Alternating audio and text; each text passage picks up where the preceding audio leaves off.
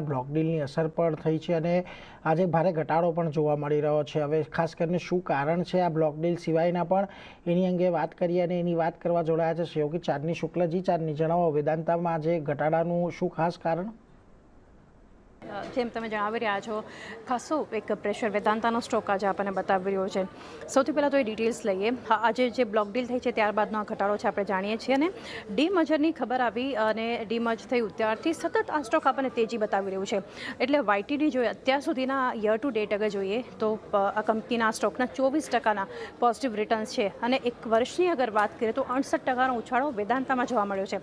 પરંતુ આજે block deal જ્યાં થઈ છે એના કારણે સ્ટોક ખાસું નેગેટિવ એક્શન બતાવી રહ્યું છે। બ્લોક ડીલની ડિટેલ્સ જાણીએ। 292 પ્રતિ શેરના ભાવ પર 7.59 કરોડ શેર્સમાં આ સોદા થતા આપણને બતાવી રહ્યા છે। સાથે જ લાર્જ ટ્રેડની કુલ વેલ્યુ છે એ 2218 કરોડની બનતી જોઈ રહ્યા છે। જ્યાં પ્રમોટર કંપનીએ શેર્સ વેચ્યા છે એના કારણે એક જે બ્લોક ડીલ થઈ છે વિન્ડોમાં ખાસું નેગેટિવ છે આ સ્ટોક। માર્ચ 2026 સુધી કંપનીના જે પ્રમોટરનું હોલ્ડિંગ છે કંપનીમાં એ 56.38%નું છે, જેમાંથી આજે હિસ્સો કંપનીએ શેર્સ વેચ્યા છે એ પ્રમોટર કંપની, એના કારણે વેદાંતા ખાસું નેગેટિવ એક્શન બતાવી રહ્યું છે। હવે વેદાંતા રિસોર્સિસના ફાઇનાન્શિયલ્સ અગર પર નજર કરી લઈએ તો કુલ જે દેવું છે અહીંયાથી કંપની પર જે ઋણ છે Q4 FY24માં $9.65 બિલિયન છે। Q4 FY25ની વાત કરીએ $5.32 બિલિયન છે અને Q4 FY26ની રિસન્ટ અગર વાત કરીએ $5.12 બિલિયન બનતું જોઈ રહ્યા છે।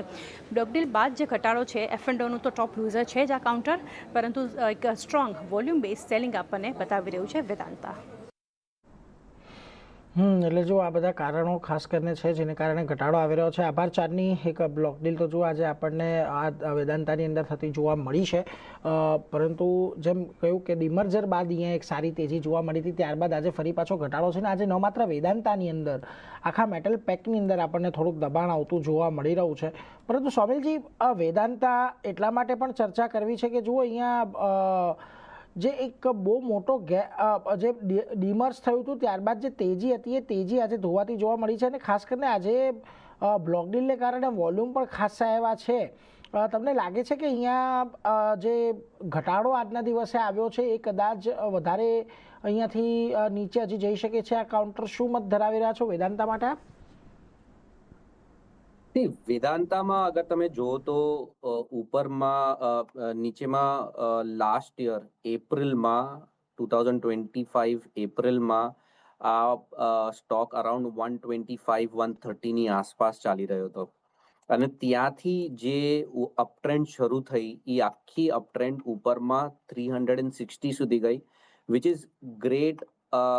વિધિન પ્રોબેબલી એક વર્ષથી વધારેમાં એક બહુ જ સારો મૂવ આપણે વેદાંતામાં ઓલરેડી જોયો છે।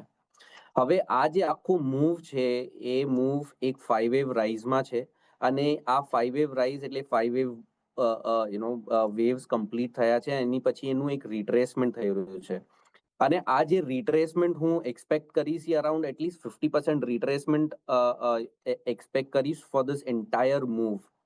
50% રિટ્રેસમેન્ટ અરાઉન્ડ આવે છે અરાઉન્ડ 240 સુધી, એટલે 240 સુધી મને લાગે છે કે આ સ્ટોક નીચેમાં આવી શકે છે। હાવેવર 270ની આસપાસ પણ એક બહુ જ ક્રુશિયલ સપોર્ટ છે ફોર ધ સ્ટોક અને 200 daily exponential moving average around 243 પર છે, એટલે 243 પર 50% રિટ્રેસમેન્ટ પણ છે અને 200 ડેલી એક્સપોનેન્શિયલ મૂવિંગ એવરેજ પણ છે। એટલે આ એક લેવલ હવે બહુ જ ક્રુશિયલ થઈ ગયો ફોર વેદાંતા અને આ જે આખું કરેક્શન આવી રહ્યું છે મને લાગે છે કે આ જે આખો રાઇઝ આપણે જોયું એનું એક રિટ્રેસમેન્ટ થઈ રહ્યું છે અને આ જનરલી એક સારો મોટો મૂવ કમ્પ્લીટ થાય એની પછી આ retracement definitely is very healthy અને મને લાગે છે કે ઓવરઓલ ટ્રેન્ડ પોઝિટિવ રહેશે in the very long term. Yes, in the very short term આ એક શાર્પ કરેક્શન આપણે જોઈ રહ્યા છે in the last couple of months અને હજી પણ વ્યૂ નેગેટિવ રહેશે in the very short term, પણ ઓવરઓલ ટ્રેન્ડ પોઝિટિવ રહેશે। નીચેમાં જ્યારે 250-240ની આસપાસ આવે ને ત્યાં એકવાર બેઝિંગ આઉટ પેટર્ન થવાનું ચાલુ થાય ઇન વેદાંતા, ત્યાં આપણે પાછું એકવાર બાઇંગ ઓપોર્ચ્યુનિટી શોધી શકીએ। ફોર નાવ વ્યૂ નેગેટિવ રહેશે ઇન ધ શોર્ટ ટર્મ અને મને લાગે છે નીચેમાં 250-240 સુધી આ સ્ટોક જઈ શકે છે। 250-240 નીચેની બાજુ આ કાઉન્ટર આપણને આ લેવલ્સ બતાવી શકે છે, એટલે ઘટાડે ખરીદારીનો વ્યૂ વેદાંતા માટે બનતો દેખાયો છે। વેરી શોર્ટ ટર્મ થોડો નેગેટિવ વ્યૂ છે, પણ લોંગ ટર્મ માટે તમે અહીંયા ફોકસ કરીને ચાલી શકો છો। વેદાંતા માટે આ વ્યૂ બની રહ્યો છે। એની સાથે જ સમય